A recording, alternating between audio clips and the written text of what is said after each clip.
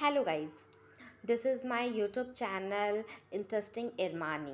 इसमें मैंने बहुत सारे ब्लॉग्स प्लस मैं एमएससी शुरू करने वाली हूँ, उसके साथ एक ब्लॉग शुरू कर रही हूँ। I hope you will like it. तो my IGNOU BSc journey is little tough. बहुत ज़्यादा ही ख़राब था एक्चुअली में। मैंने जनवरी 2019 में मैंने एडमिशन लिया था इग्नू में, और मेरे फर्स्ट एग्ज़ाम थे दिसंबर 2019 में। मेरी डॉटर बहुत छोटी थी, तो इस कारण मुझे एग्ज़ाम पढ़ने में बहुत ज़्यादा दिक्कत होता था। मैं अप्रॉक्स पढ़ ही नहीं पाती थी, इसलिए मेरे एक सब्जेक्ट पे बैक लग गया था। मैंने असाइनमेंट सबमिट किए थे, उसका मार्क्स भी ईज़िली आ गया था, कोई प्रॉब्लम नहीं हुई थी। फिर मैंने ठान लिया था कि अब पार्ट 1 ऐसा निकला है तो मैं पार्ट 2 के लिए बहुत मेहनत करूँगी।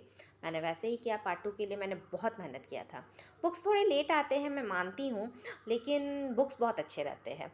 मैं बुक्स के थ्रू ही पढ़ती थी, अदर कोई नोट्स नहीं था मेरे पास। फिर मैंने पार्ट 2 स्टार्ट किया। पार्ट 2 का भी मेरा ठीक ही ठाक जा रहा था। असाइनमेंट्स के भी मेरे सारे मार्क्स तुरंत अपडेट हो चुके थे। पर मेरा रिज़ल्ट के टाइम पे फिर से मेरे एक सब्जेक्ट में बैक लग गया, क्योंकि मैं शायद नहीं ध्यान दे पाई थी उस सब्जेक्ट में। मेरी गलती क्या थी? मैं बुक्स आने से पहले तक पढ़ती ही नहीं थी।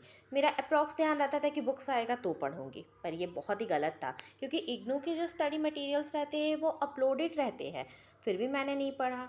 वाई? खैर, आगे उसके बाद मेरा पार्ट 3 आया। जैसे ही पार्ट 3 आया, मैं इस बार थोड़ा बहुत ज़्यादा ध्यान दे रही थी, क्योंकि लास्ट ईयर था, बीएससी मेरा कंप्लीट होने वाला था। मैं खुश भी थी कि मार्क्स थोड़े अच्छे नहीं होंगे, पर कोई बात नहीं, एक बच्चे को लेके करना इन married life it is difficult. तो मेरे पार्ट 3 के जब मैंने एग्ज़ाम्स दिए, तो एग्ज़ाम्स तो मेरे कंप्लीट हो गए, अच्छे आए, सारे के सारे मार्क्स अच्छे आए, बहुत अच्छे आए थे उस टाइम मार्क्स। बट मेरे असाइनमेंट के 2 असाइनमेंट, CHE 3 और LSE 2 का असाइनमेंट मेरा रुक गया था। खैर, मैंने जाके स्टडी सेंटर में पता किया, तो वहाँ से बोला गया कि आप असाइनमेंट फिर से लिख के दे दीजिए, तो आपका जल्दी से अपडेट हो जाएगा। तो मुझे तो जल्दी से रिज़ल्ट तो चाहिए था, तो मैं जल्दी से असाइनमेंट लिख के सबमिट कर दी।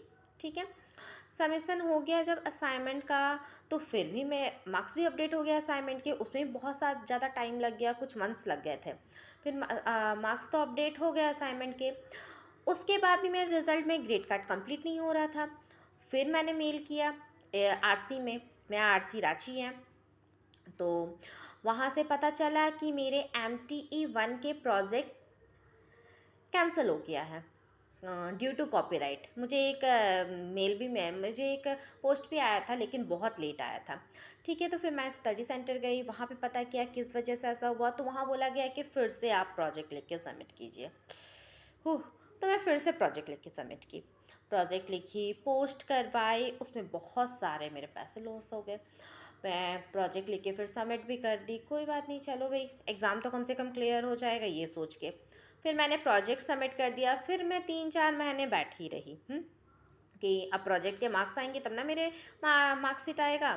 तो प्रोजेक्ट के मार्क्स भी आ गए, प्रोजेक्ट से मार्क्स ग्रेड कार्ड में अपडेट भी हो गए, फिर भी मेरे मार्क्सिट नहीं आ रहे थे, ग्रेड कार्ड मेरा कंप्लीट शो नहीं करना था।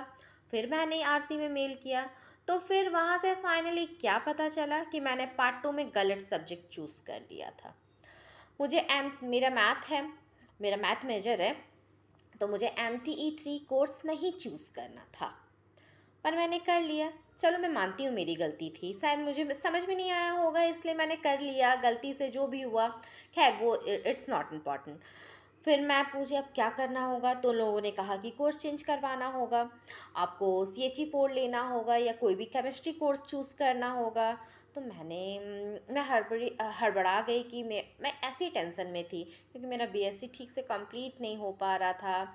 फिर मैं आरसी गई, वहाँ पे मैंने कोर्स चेंज का फॉर्म भरा, डिमांड ड्राफ्ट डाला, तो मेरा कोर्स चेंज हो गया। मैं खुश थी कि चलो फाइनली मेरा कोर्स चेंज हो गया। बट जून एग्ज़ाम डेट, अभी ये रिसेंटली जून एग्ज़ाम डेट मेरे पार हो चुके थे। तो फिर मैंने सोचा कि अब क्या करूं, कि मैं दिसंबर में एग्ज़ाम दे दूंगी, इतना तो लॉस हो ही गया है टाइम का। खैर छोड़ो, 6 मंथ की ओनली बात है। तो मुझे आरती से क्या फ़ोन आया कि आप ये कर दीजिए, एग्ज़ाम फॉर्म लेट फाइन के साथ भर दीजिए। मैंने भर दिया भाई, मैं डर गई कि कहीं अगर नहीं भरूंगी तो फिर वो लोग बोलेंगे कि बाद में अगर कुछ प्रॉब्लम हुआ तो वो लोग बोलेंगे कि जैसा आपको बोलते वैसा तो आप करते ही नहीं हैं। तो मैंने एग्ज़ाम फॉर्म भी भर दिया विथ लेट फ़ाइन। मुझे 1300 रुपये का एग्ज़ाम फॉर्म भरना पड़ा। मैंने एग्ज़ाम फॉर्म भर दिया। एग्ज़ाम की तैयारी, क्योंकि मंथ थे। एग्ज़ाम जून से शुरू होने वाला था और मैंने एग्ज़ाम फॉर्म भर दिया और मैं तैयारी में जुट गई कि 1 मंथ है, बहुत कम टाइम है। स्टडी मटेरियल आने से रहे तो मैं ऑनलाइन ही पढ़ रही थी, ऑनलाइन ही स्टडी मटेरियल निकाल के पढ़ रही थी। खैर, अप्रॉक्स 15 डेज़ भी नहीं हुए होंगे मेरे पढ़ते हुए, मेरा कोर्स आधा ज़्यादा कंप्लीट हो चुका था। मैं ज़्यादा फोकस रहती हूँ पढ़ाई के लिए। तो उसके बाद क्या हुआ, मेरे मार्कशीट आ गए। मैं उस दिन तो इतना डर गई थी, इतना हड़बड़ा गई थी कि मैं क्या करूँ क्या करूँ क्या करूँ। मेरे मार्कशीट आ गए। मुझे तो विश्वास ही नहीं हो रहा था मेरे मार्कशीट है। मुझे तो ऐसा लग रहा था कि जो पोस्टमैन आके मेरे मार्कशीट दे के गया, थोड़ी देर बाद आएगा और बोलेगा कि वापस करो, मार्कशीट तुम्हारा नहीं है। मैं इतना क्यूरियोसिटी में आ गई थी। फिर मैंने आरती में फ़ोन किया कि मेरे मार्कशीट आ गया है, आप लोगों ने बोला कि कोर्स चेंज करो, और तो अब मैं क्या करूँ। तो उन लोगों ने क्या कहा कि सारे डॉक्यूमेंट्स लेकर आ जाइए आप रांची। मैं सारे डॉक्यूमेंट्स लेके रांची चली गई। उसके बाद फिर वहाँ पे जो रीजनल डायरेक्टर से मैंने बात किया, उन्होंने कहा कि हाँ, बहुत सारे लोगों का ऐसा हुआ था, तो अब आपका कोई उपाय नहीं, आपका मार्कशीट आ गया है तो कोई बात नहीं, आप आगे की पढ़ाई कंटिन्यू कर सकती हैं। तो बात वो नहीं थी, बात थी मेरे परेशान होने की। आप लोगों ने क्यों सही से नहीं बताया? मेरा मार्कशीट जब फरवरी में डिस्पैच हो चुका था, तो आप लोगों ने क्यों कहा कि मुझे कोर्स चेंज करवाना पड़ेगा? ये सब मिसकंसेप्शंस के कारण हुआ था ना, जिस वजह से मेरा बहुत पैसा लॉस हो गया। मैंने वहाँ 1300 रुपया, वो मुझे तो कभी रिफंड नहीं मिलेगा। खैर, कोई बात नहीं। मैं इस बात के लिए खुश हूँ कि मेरा मार्कशीट कंप्लीट हो गया, पैसे तो आते जाते रहेंगे, मैंने भी यही सोचा। इतने बैड एक्सपीरियंस के बाद भी मेरी मजबूरी है कि मुझे एमएससी भी इग्नू से ही करना पड़ेगा, अदरवाइज़ मैं एमएससी नहीं कर पाऊँगी अभी। मेरी डॉटर छोटी है, मुझे उसका ध्यान रखना पड़ता है। मेरी खुद की एक फैमिली हो गई है, आई एम मैरिड, तो उसको देखना पड़ता है।